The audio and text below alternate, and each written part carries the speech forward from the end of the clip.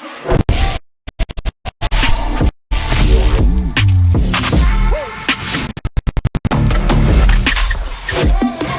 Vision GH, your best online news portal. Ghana de shewi asiaman se na de shimama One Vision GH na busan fo mamu nyina kwa ba emmo hwehwe sonko de ba Afrika se sabre nsuma toto dwa na de ata se ne se be sepane ko na ba benya safo mu ene de e ba be som wo e wa Afrika se so emprempre de bara ne yiwasom ne chen wotwe hunwi chen kokote hunwi doso papa ena sabre ye de nyina e ba be so wata ma se na danda nyina wo ye maye no ya na wa subscribe no wa share de apaye so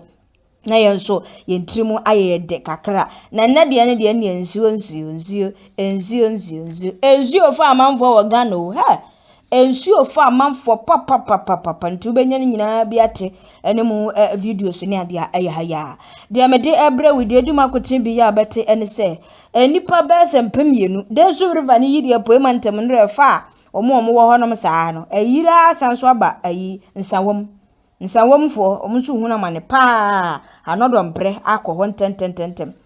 apoema ntemu flade no akum nipa num sanso na abete passport nkrata booklet na ho kwa atwe no so afọ no so nyaka segbeye bona no fia no ba fe okay no fia no ba hi ewo nyaka segbeye kura e ba fe no fia no wano koni nya na akashi je hwe mo enhwe ye wo na tran ho no sanso ena obe sanso atibiem se opanyi 50 years bi akosese akwada wo classes ama sene asem nie ne si course no ohempopra wo kuro no so nani anye ho sanse na chi na asem ne si yentimpanifo no so na omusi di asem no wampe abusua wei ene nsem asabre nsanso so ye de esomwo ewo One Vision GH so ba modern subscribe na share no foforo sanka bi na omuhwe bi osomfo disipoku konkonko bono champion na abusua nyanto base na kase ni nche minister bia bi yemfandenda ewo Afrika sei so yemfree ense mu nche ase ene ensuo ne de yira na eyiri efa amanfo enrada ene brabehwe enyase toa na ayi na watwetwa mu ne de me de ba bia mo de the whole of the week ensuo ne toy kwasi ada ne pe ene de che yen kakra ene so kra no kakra obepeto so amohu se onyaya nko beba no ode memaya na pana na sanya ensuo timato the whole week no saa na miamia ba bi obefra house ensuo ye tomo na baby ensuo ni timito kakra esei ewiem nsatere bobre no Matthew frakra entimi predict ni yem yehu sanse sese niam adane nsuto bre na awia bre na nsuo to awia bre ne mu na aba na na sede be niam asesa pa we dey too much sa October mu pa September mu pa na nsuo to sei na pese bro braba na enya nsuo bebrese kura chen sukan bro nso na de hwe asem na dan kwanta eni ada na book off nti dansu river na yiri afra poema ntam an krom kofodua ne mpotemu afa nu dwabemfo afefa ayi dansu anofo ne ade akekama bepiemu ewo nsawam wo so de no wo hwe nsawam nsuo na eno de ya na entamu bebreti se dansu anogofodua de no but eno nsuo ka se eyira etumetwi eba kwan mu nyina ti sabre nipa be sempem yenu no mo aka mrahye bedwani a wogire ma de hye wo mpotemu hoyo no manyamfo Frank Anodompre ene ne namba omu mrika wotememba na nsuo duom ko buo de mrika ko pie mo hono se wo monhwe na ayempe no masibre mo wo mbetimi de abo mo no se wone na mo beto abasako mu no de abo na manfo no nti ade hye omo ho aka tituru eye nsawam jankuromfo lantefo adoagiri na afi so okobeye na owureku ene ne mpotam nyina wo mo ho aka papa nti wo mo mpi ne sene wo mo ebehwe na de wo betumi ayede support kakra no wo betumi aye ezedie nsuo no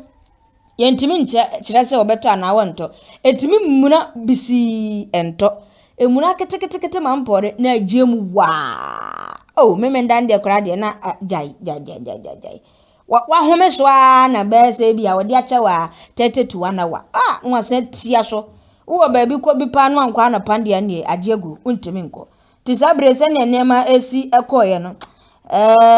omanfo hungu so kire wo mo epoema ntem ho free the whole region say me be anadmofo mpanimfo akọ ene nipa omo de mu ade na omakọ omo mwa no abeto dwase nipa makomako enum ene nam so mansu yiri akunkum wo mo na enipa makomako edu ayira a wo de yehu wo mo kira kwan na pani ode nsem ya tu dwa ya torenje mu boafo panimpa oda wo ma no wura apia kodua ene de sansem atu dwa say ene ato apentin obi amra bi tuoboy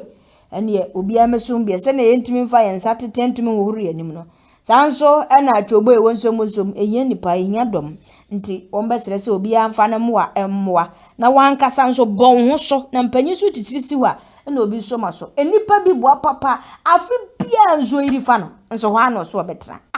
ya na odwe ho a wonti ase ewom sika afra pata de na senya wa wodan a wasi na wa wodan pokura na wokoto no wahu obi ho a oto no na ho nyiri yo but yenya obi so wo animu sen no abeto ba bia ho ayiri timi afele ho ama sese nsuo no to a ahokyerefo no na timi twukofo wo so ama mu hu na mane Ghana ha nipa bi nyina na edwen ye ho adwempa sa akura nka nyame abode no kura nka besesa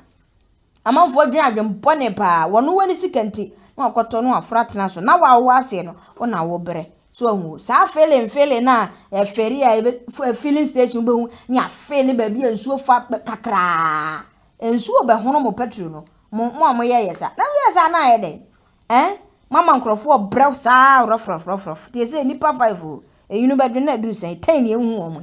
awrade ne hu ya maboy one ne ye boafo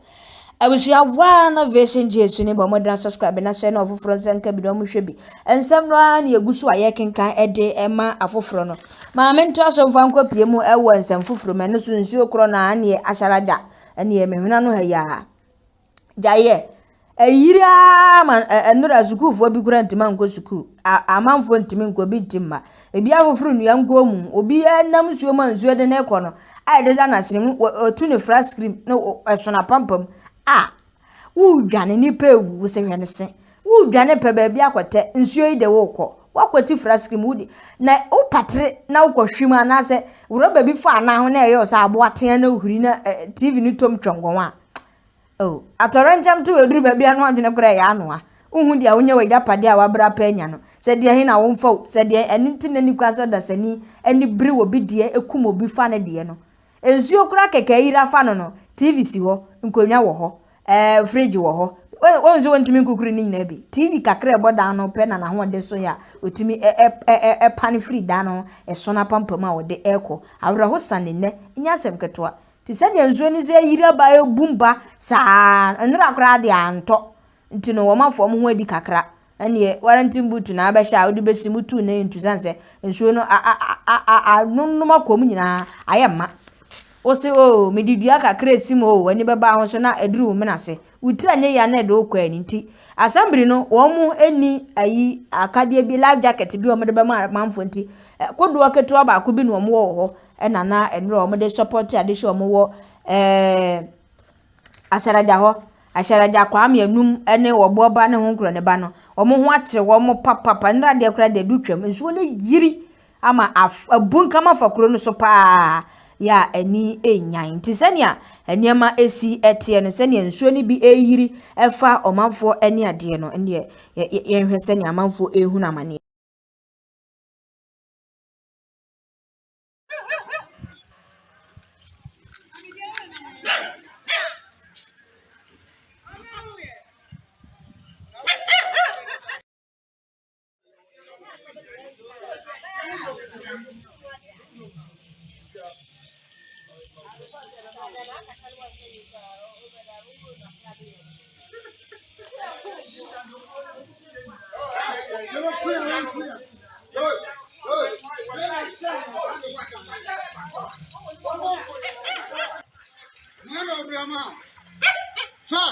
You're not brio. You're not bringing all Hanno to send you.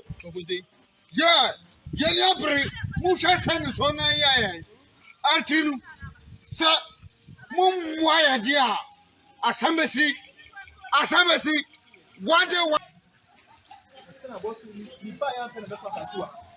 you this kind of act will have?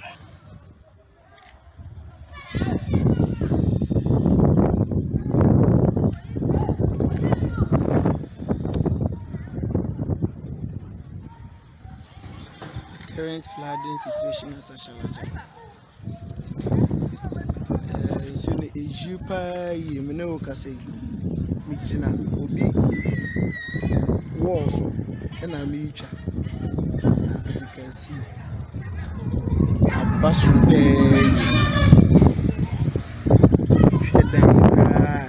if you know foundation level, this is the current situation at Ashawanja.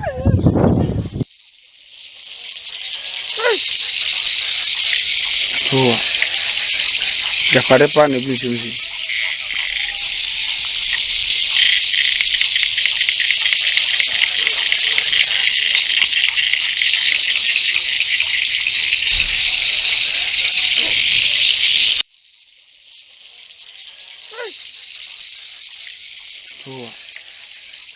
The Parepa and the Blue Jersey.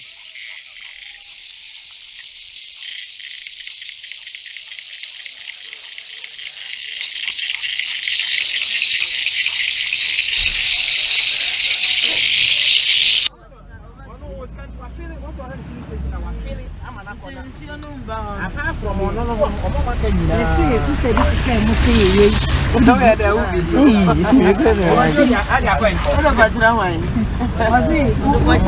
What do you believe?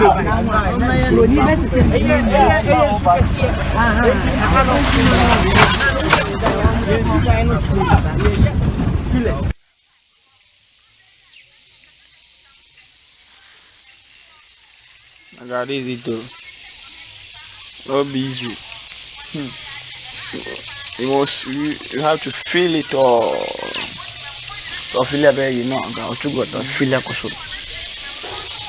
2 feet down. 2 feet down. Feel it. Then we do concrete for the mouth. Mouth go. Feel it all. That's all. Like how this thing hip like this. On level like this, like come down there. Yeah. Hey, it's you. This is Accra. This is Accra. If you come, you cry. Cry. But wait me, okay. Let me over come.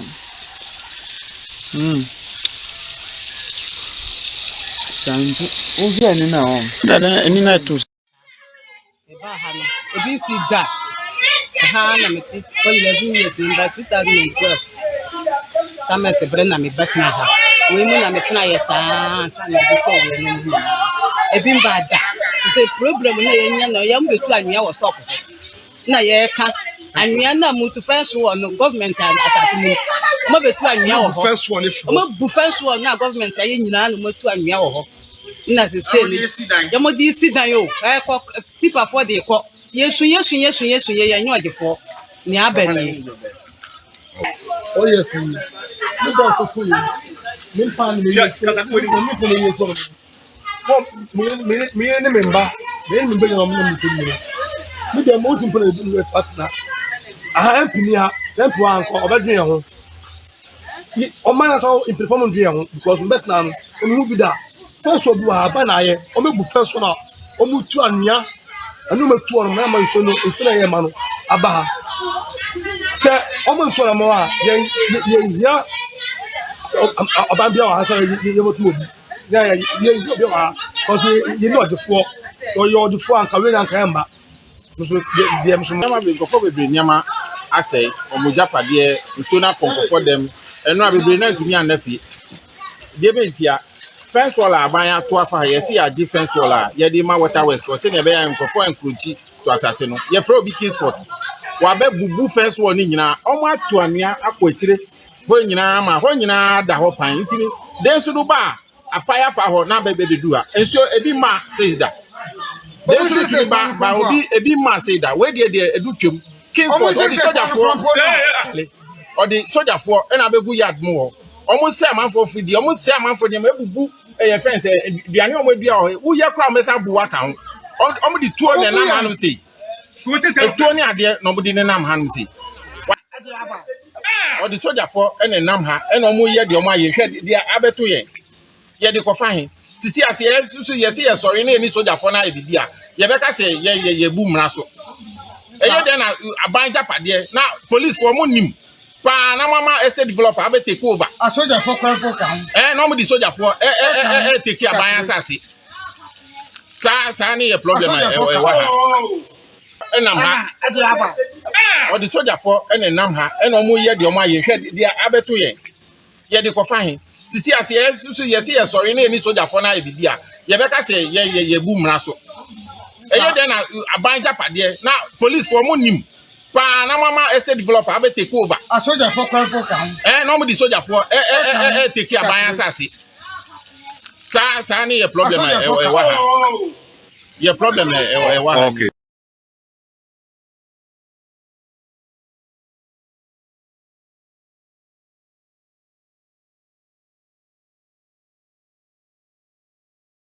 Abusua ebe ize ene ye bre papa ye tese kasa sa gamde Ghana ya mabadada we die nana more than mobile we ye mobileless e mobile brofo ye kan mobileless it is more than mobile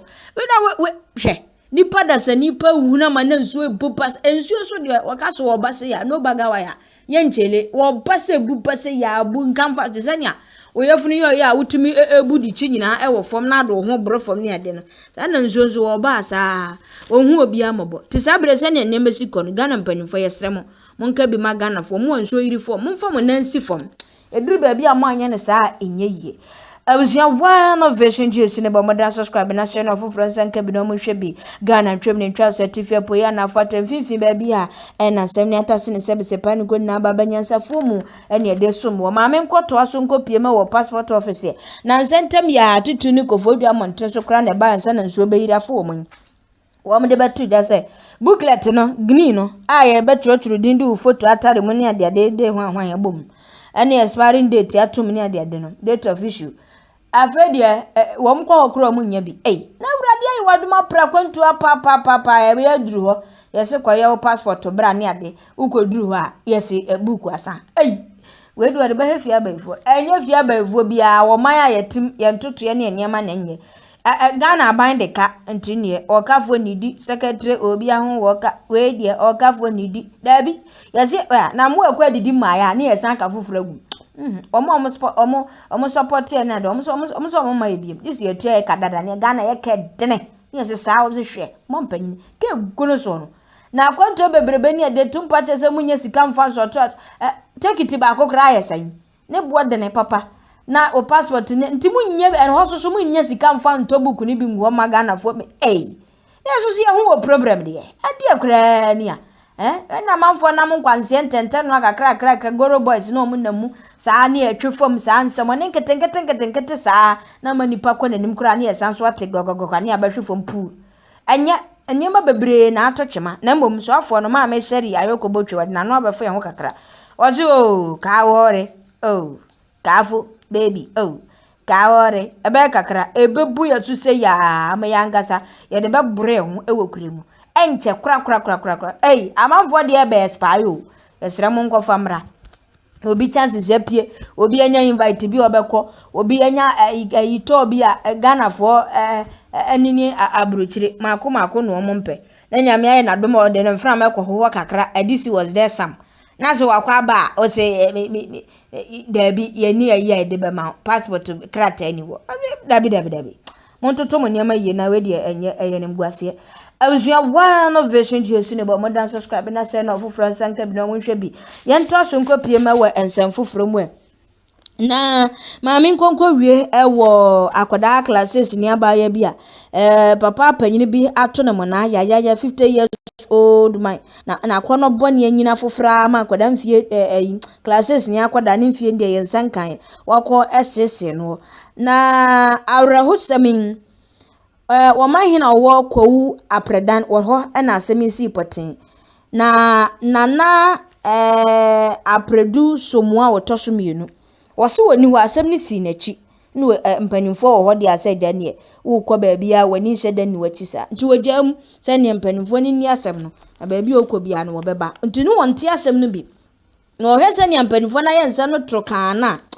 na bote sem papa sanso ye ne ya se na chipa na semesi na wo ba ye nso wankasa mpanimfo a wapa wo mo no wo mo etoto niam wo mo anso na akodi asemi asanso adi ase no enti sabra meka se ne opanyi Kwame Nkrumah wono wosan de panyi ka ho wo ye panyi a wonya mpanyi nsam dwe ne opam na ye ode akokono wona kwa sese okwa repi classes ni akwada no na awofo no nso saa opanyi Kwame Nkrumah no unim ne mra ne ye frɛ no toto wadwem nti wono de kra de watra be careful wo do your own thing panyi toto wo adwe toto wadwem yeso wono kra hwe mfa no wato na adwem kra da wanya amanfo so aka bia ma no na enopokia ne kunu ede eja kwasi sei wono nso ne mra ne dwen wo daachen ama ne bai daachen a wodwene hu nyina ayekwa wono ne awrepi ne ba no toto wadwen mu awrepi dwene wo daachen eba na oman ehene no ana wosesa abredi ye ne ya paase asem no ye nini ya ama na nso ne ni sene wono esifa epeno nti sabra meka sei no woso obehwede obetuma ye edi afa ho na meka se maya mienu ya wo mo papa every wo mo central region chese ade ye mo 12,000 Ghana cedis 20,000 Ghana cedis o se sei enkotoa snap ne kosua ne nwan ni ade nipa di boni ente se ye gi dwan keke ene 12,000 Ghana cedis keke na ye gya nipa no wetuma se ne mamienu life sei poto hwe amamre ni amane bi wo ha na akwatia ye ne we ni kani we kaza wadam kura madwuma baye no kono ankasa na bu ayi nkasa krokra ni nankasa aha ase kura emmem kommo nso hwe ya de akwatena himfie di asem na se no abusua yemfansie disipoku konkonko bono champion na abusua ma munyina mo ani tie damase a enya ado.